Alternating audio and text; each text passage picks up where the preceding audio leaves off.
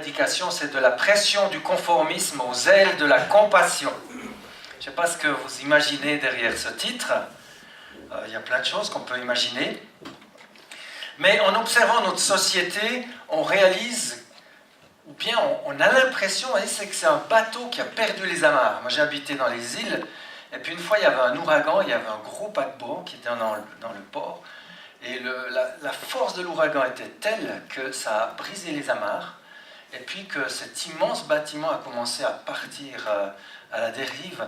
Et j'ai l'impression que notre société est comme une sorte de bâtiment, de bateau à la dérive, qui est ballotté par toutes sortes de courants de pensée et de spiritualité, qui viennent tour à tour de l'ouest et de l'est. Hein, je vous laisse faire le tri. Qu'est-ce qui vient de l'ouest et qu'est-ce qui vient de l'est? En tout cas, au niveau spirituel, ça vient clairement de l'est.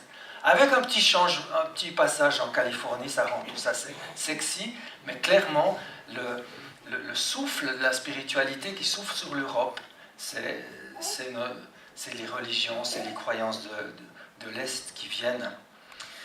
Et puis en même temps, les mentalités changent tellement vite de nos jours. Ce qui prenait 60 ans, 70 ans à changer quand on était jeune, maintenant, en quelques années, c'est emballé, livré et consommé. Ce qui n'était même pas envisageable il y a une dizaine d'années est présenté comme une norme aujourd'hui par les lobbies et par les médias, qui jouent un rôle parfois, pas tous, mais un peu d'inquisiteurs. Vous savez, quand il y avait l'époque de la Réforme et du catholicisme qui ne s'aimaient pas trop les uns les autres, il y avait les inquisiteurs, c'était des gardiens de la saine doctrine, et si vous tombez dessus parce que vous pensiez pas tout à fait d'une manière dogmatique, malheur à vous. Et j'ai l'impression des fois, quand on élève une voix qui est différente des autres, qui ne rentre pas dans le langage standard, dans le prêt-à-penser, on passe vite en première page, pas d'une manière très honorée. Alors, il y a toute cette dimension, mais ce qui me frappe le plus encore, c'est cette dimension de stress et d'hyperactivité. On est toujours en train de faire 3 ou 4 trucs en même temps. Et le cerveau a de la peine à suivre. Parce que j'ai l'impression que le cerveau est un peu masculin quand même. C'est-à-dire qu'il n'arrive pas à tout faire en même temps. Les dames arrivent, certaines, certains hommes aussi, mais avec ces outils-là, vous ne pouvez pas voir la marque, mais c'est un truc que vous avez dans votre poche sûrement. On est toujours en train de faire quelque chose et d'être interrompu, de sauter dans un message, de répondre à autre chose, de regarder le temps qu'il fait alors que je suis en train de préparer l'après-midi ou des choses comme ça. Il y a une sorte de vague très très forte, c'est une pression très forte. Et on le fait parce que quelque part on suit le mouvement. Nous sommes tous influençables.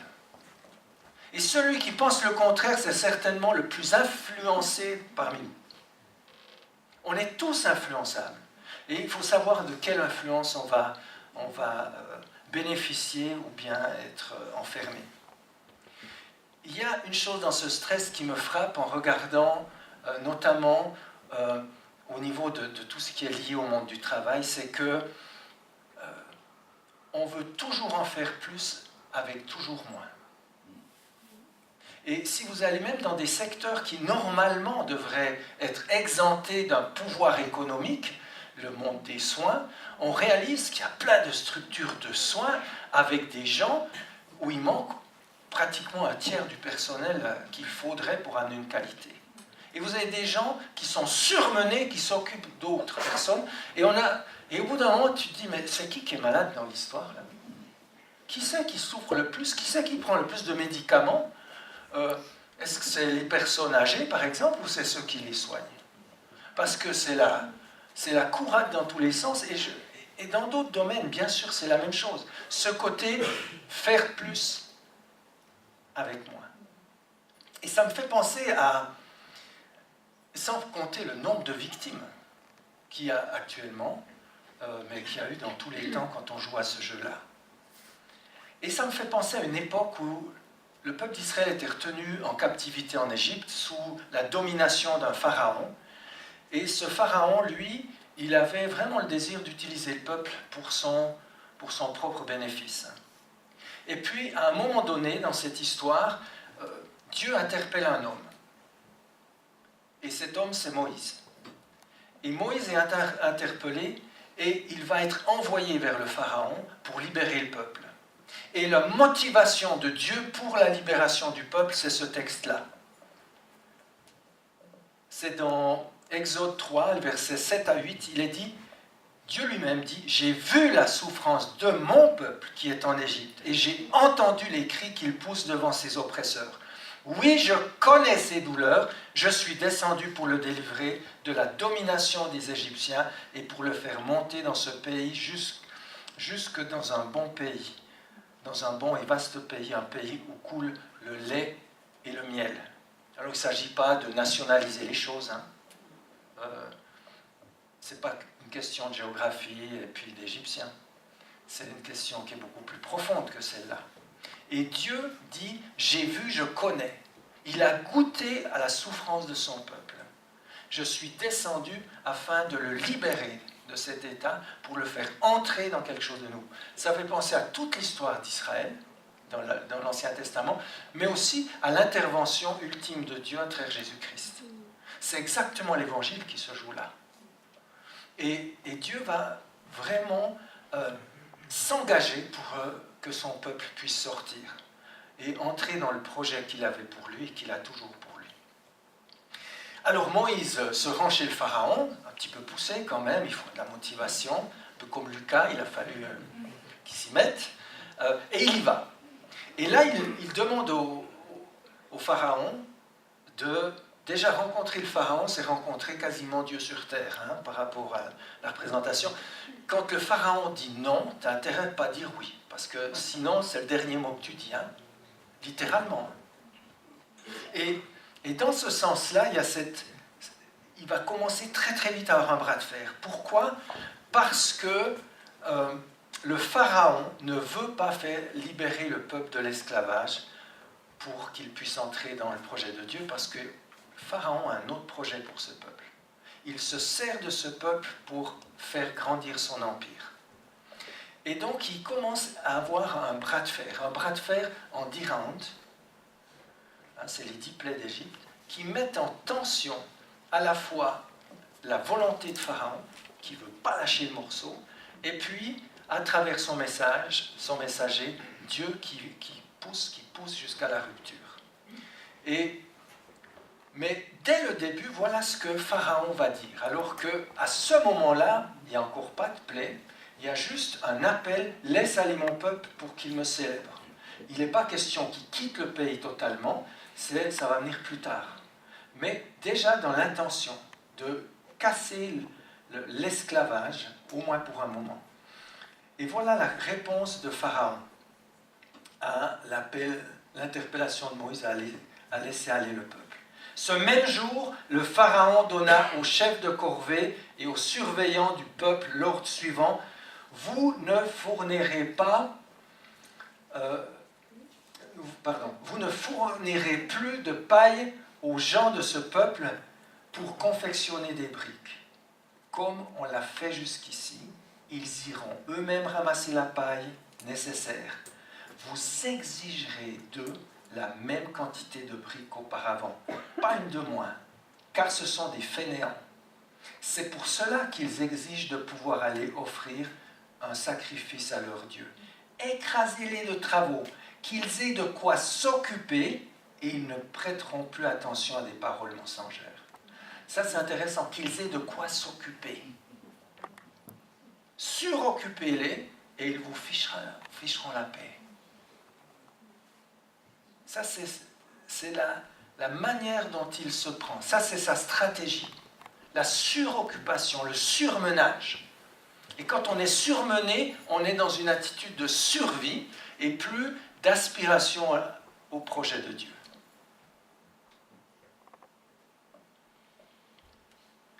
En langage de management, on dirait que Pharaon cherche à améliorer la productivité de son entreprise. La productivité, c'est ce rapport entre les moyens utilisés et le résultat. Et on essaie toujours d'avoir une productivité la plus élevée possible, c'est-à-dire que le moins de moyens puisse produire le plus de résultats. Alors il y a des limites au niveau des matières premières, mais au niveau de travail humain, on peut pousser le curseur très très loin. On peut saigner les gens. Et c'est ce que Pharaon voulait faire avec le peuple d'Israël. Suroccuper l'on, on va les suroccuper pour plus qu'ils pensent à autre chose.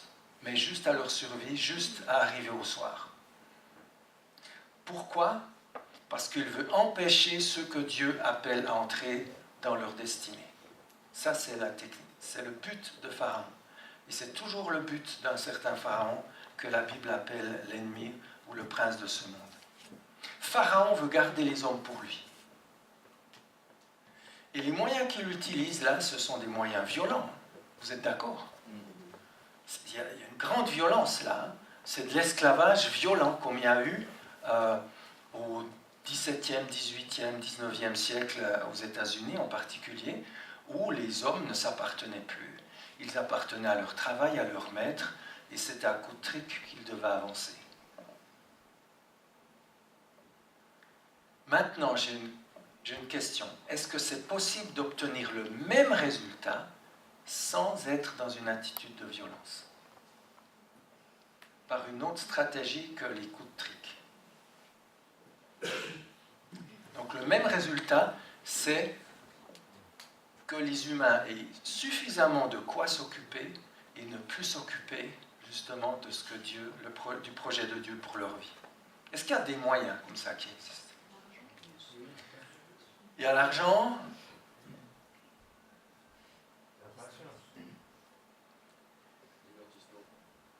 Divertissement. Ah oui, les Romains ont utilisé ça. Hein. Donnez-leur du pain et des jeux.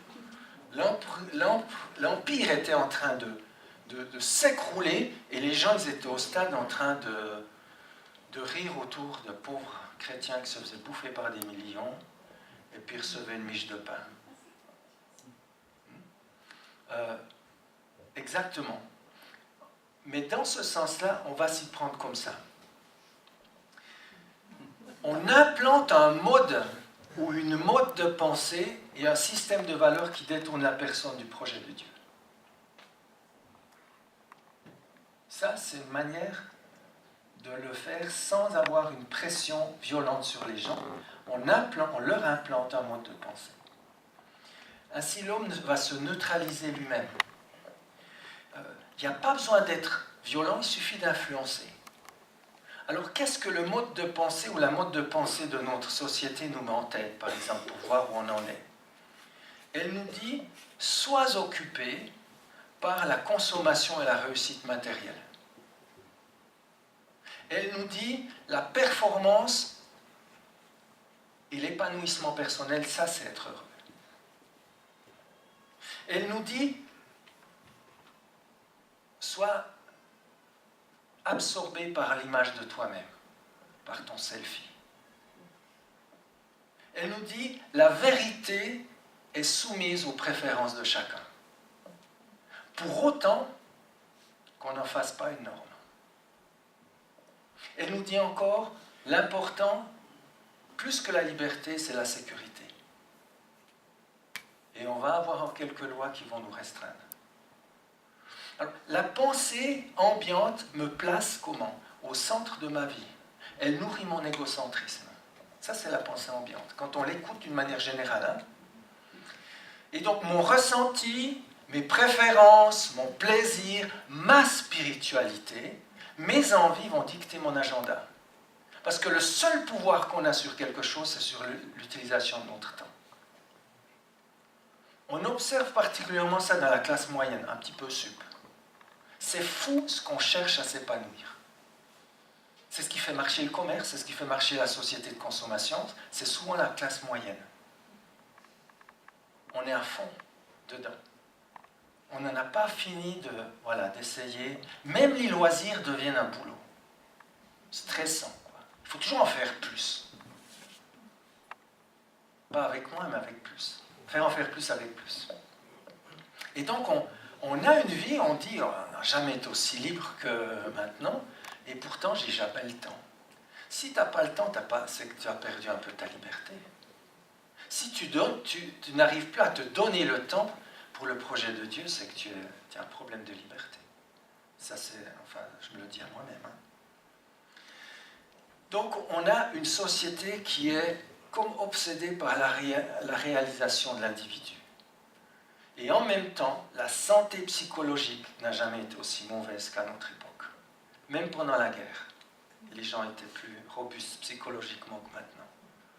C'est des tonnes d'antidépresseurs et d'autres tranquillisants qui se vendent et qui se consomment. On n'est pas en reste en Suisse. On n'est pas en reste pour les produire, on n'est pas en reste pour les consommer. On comprend donc, et par-dessus le marché, ça c'est mon petit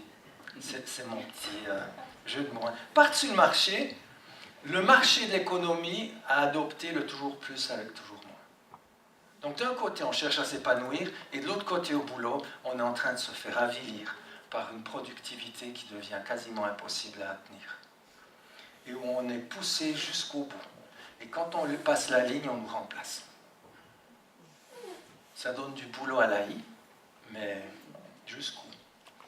C'est pour ça que Paul dit, si vous voulez changer, entrer dans le projet de Dieu, ça commence par un changement de mode de pensée. Et il y a ce texte qu'on connaît, qui est assez bien connu, mais qui se trouve dans Romains 12. Romains 12, c'est l'entrée dans la vie chrétienne. C'est la réalisation de la vie chrétienne. Jusque-là, Dieu s'est investi dans nos vies pour que nous puissions entrer dans son projet. C'est toute l'œuvre du Christ. Et puis, à partir de ce passage-là dans Romains 12, c'est le seuil de la réalisation du projet de Dieu dans nos vies. Et voilà ce qu'il dit. Je vous en prie, frères et sœurs, par les compassions de Dieu, à offrir votre corps comme un sacrifice vivant, saint, agréable à Dieu. Ce sera de votre part un culte raisonnable. Ne vous conformez pas au monde actuel, mais soyez transformés par le renouvellement de l'intelligence, afin de discerner quelle est la volonté de Dieu, ce qui est bon, agréable et parfait. Il ne s'agit pas de tout balancer en disant « revenons-en à la pensée du 19e siècle, c'était le réveil ». Je ne suis pas sûr que c'était plus chrétien que maintenant, la pensée du 19e, hein? Ni celle du 15e, ni celle du 1er siècle. Il ne s'agit pas de tout balancer, mais il s'agit de discerner. Et le discernement vient quand on commence à connaître ce qui est bon, agréable et parfait. Ce qui est en accord avec la pensée de Dieu et le projet pour nos vies, son projet pour nos vies. La question, c'est quel est le déclencheur du changement de mentalité qui nous ouvre au projet de Dieu dans ce texte? C'est quoi l'élément déclencheur? La clé de contact, elle est où? Les compassions de Dieu. Exactement. L'élément déclencheur, ce sont les compassions de Dieu. C'est ça qui nous pousse au changement. C'est pas la peur, c'est pas le légalisme, c'est pas le rejet du monde, c'est pas la contrainte, c'est même pas la morale. C'est même pas la morale. C'est les compassions de Dieu pour un monde perdu, dont je suis un représentant. C'est les compassions de Dieu, c'est-à-dire la compassion de Dieu, c'est l'amour de Dieu en action. Et cet amour de Dieu en action, il s'est incarné, elle est révélée par Jésus-Christ, qui est descendu parce que Dieu a vu l'état de l'homme. Il est descendu et il a connu les souffrances et il les libère pour les faire passer dans un autre pays, dans une autre manière d'être, une autre liberté. Les compassions de Dieu, c'est son amour en action. C'est Jésus-Christ qui donne sa vie pour nous sauver de toute forme d'esclavage et de mort. Prendre conscience de l'amour de Dieu, c'est le moteur de changement le plus puissant qui existe dans l'humanité. L'amour est plus puissant pour changer les gens que la terreur. La terreur ne fait qu'enfermer les gens. L'amour les ouvre. Et Paul ajoute que cette prise de conscience nous appelle à offrir nos corps comme un sacrifice vivant. C'est-à-dire que le corps, c'est vraiment le mot corps qui est utilisé dans le texte, hein.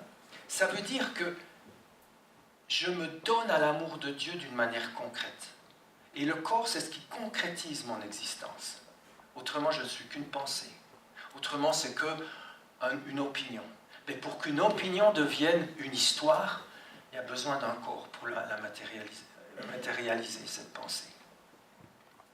Et donc, si tu veux matérialiser l'appel de Dieu, tu dois y mettre ton corps. Et tu dois t'engager dans cette pratique de cette nouvelle, de cet appel de Dieu, de ce projet de Dieu pour ta vie.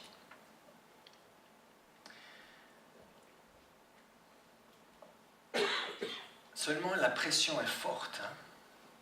On vit une immense pression. Et la tentation, notre tentation d'église occidentale actuelle, c'est d'accommoder l'évangile dans la mentalité du confort personnel. Ça, c'est le défi qu'on a. On veut faire entrer Jésus dans le royaume du confort. On veut croire en un Dieu qui va pouvoir me donner ce que m'offre la société, ce que la société dit être le bonheur. Et Dieu n'est pas intéressé là-dedans. Il n'est pas intéressé, il n'entre pas dedans. Et c'est un immense défi que nous avons, que nous devons tous relever si on veut progresser ou entrer dans le projet de Dieu. Il faut entrer dans un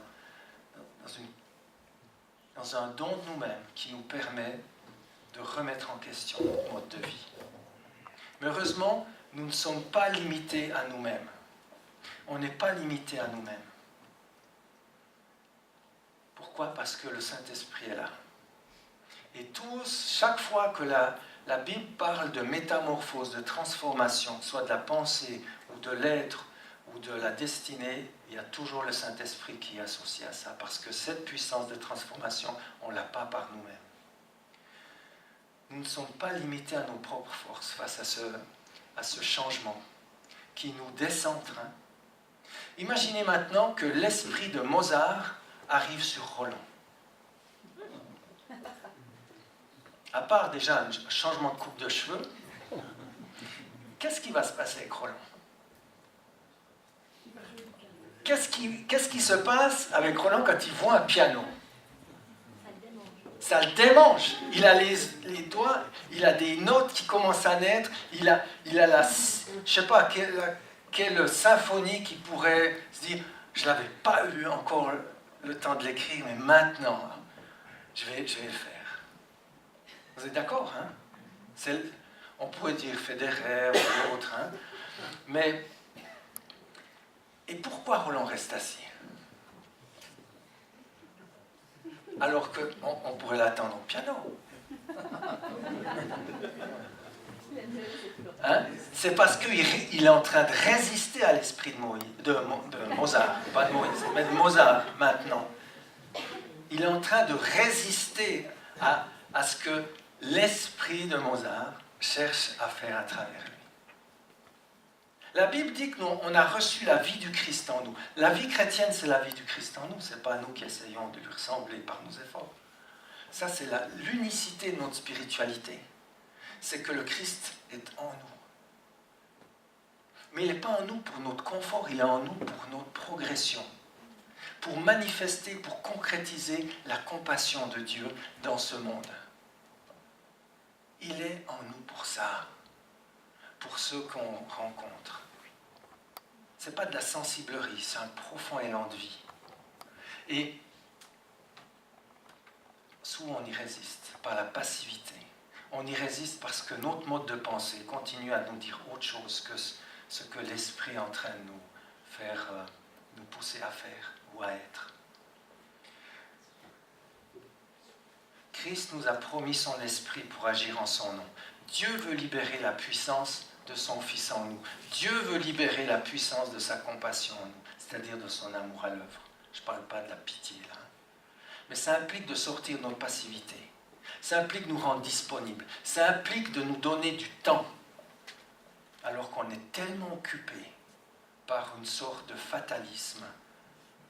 Il y a des choix à faire, des priorités à mettre dans notre manière de gérer notre vie, donc notre temps. On ne peut pas se conformer à un mode de pensée qui est tourné vers soi et vivre l'amour de Dieu pour le monde. On ne peut pas. On ne peut pas vivre pour nous-mêmes et pour le Christ. Il y a des textes qui ne sont pas très clairs dans la Bible, c'est vrai, où on peut interpréter de différentes manières. Mais le texte où Jésus dit « Si vous me suivez, voilà ce que ça coûte », c'est-à-dire tu te descendre de toi-même pour te centrer sur moi, ces textes-là, en grec, en philippin ou en anglais, ou même en français, ou même en suisse allemand, ils sont hyper clairs. Donc qu'est-ce que je vais faire avec ça? On ne peut pas se conformer à un mode de pensée qui tourne vers soi-même et de vivre l'amour de Dieu pour ce monde. Alors qu'est-ce qui va faire pencher la balance? Je crois que c'est ça. C'est d'être au contact, d'avoir vécu ce contact de la compassion de Dieu pour notre existence, qui nous dit, allez, on sort, et sors de cet esclavage que tu t'imposes toi-même souvent. Il y a des choses qui nous sont imposées, qu'on ne peut pas faire sans. Enfin voilà, c'est juste le monde où on est. Et il y a une partie de l'esclavage qui est juste notre participation à ça, où on se tient captif parce qu'on veut tout faire ce que le monde offre. Et on ne peut pas choisir de maître. Alors qu'est-ce qui fera pencher la balance? C'est une prise de conscience de l'appel de Dieu, de l'amour de Dieu pour nous, pour les autres. Et aussi du fait qu'on ne peut pas vivre 36 vies sur cette terre, mais une. Et que cette vie, elle a 24 heures par jour. Et que je ne peux pas toujours remettre à demain ce que je pourrais faire aujourd'hui. Et que suivre le Christ, ça implique aussi d'entrer dans une croissance spirituelle, dans une pratique de vie qui peut être alternative. Et je crois que le monde cherche ça. Il ne cherche pas une théorie religieuse, il cherche des gens qui ont le courage de vivre d'une autre manière. Ils seront d'accord ou pas, mais au moins, ils seront placés devant un choix. Et j'ai l'impression que si l'Église suit juste le trend, en disant que Jésus les aide à mieux vivre ça, à être un peu moins surmené tout en faisant trop de choses, eh bien, le monde ne sera pas trop intéressé. Par contre, il sera intéressé par des gens libérés, qui sont capables de faire une différence, de dire un autre message par leur vie. Un message qui tient compte de ce Dieu-là. Je voudrais prier. Seigneur, on te remercie pour la puissance de ton amour mis en œuvre. On te remercie pour le projet que tu as pour chaque être humain. On te remercie parce que tu as vaincu le pouvoir de Pharaon. Pas seulement en Égypte, mais en donnant toi-même ton Fils, pour que cette 10e plaie soit décisive. Et ouvre la porte du tombeau. Ouvre la porte de la barrière qui jusque-là était fermée, scellée pour l'éternité. Merci parce que tu as ouvert cette porte. On te prie que cette porte soit ouverte dans nos cœurs, dans nos vies, jusqu'à revoir notre mode de vie, jusqu'à investir notre vie, notre temps de ce qui porte du fruit dans ton projet et pas juste dans nos désirs de performance, de réalisation de nous-mêmes ou de confort. Tu vois aussi le nombre de personnes ici qui sont sujettes à ce toujours plus avec toujours moins, qui sont à bout, qui tiennent à un fil. Seigneur, qu'on puisse prendre soin les uns des autres, qu'ils puissent trouver aussi peut-être d'autres alternatives professionnelles que d'avoir au CV un gros burn-out. Seigneur, aie pitié de nous dans ce monde. C'est pas simple. Mais nous voulons te remercier parce que nous pouvons trouver cette embrassade de Dieu dans notre être par le Saint-Esprit. On te bénit, Seigneur. Amen.